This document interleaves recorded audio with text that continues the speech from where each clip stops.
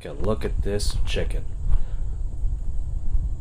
No oil necessary. Now keep in mind it's colored like that because I marinated it for about 4 or 5 hours. Get ready to marinate some more chicken. But this thing right here is amazing. I've already cooked up quite a few dishes in it. I tried the onion rings recipe and it did not come out the well. But that may have been my fault. But overall, this thing is worth every freaking penny I've ever spent. My name is Joshua, and I approve this message.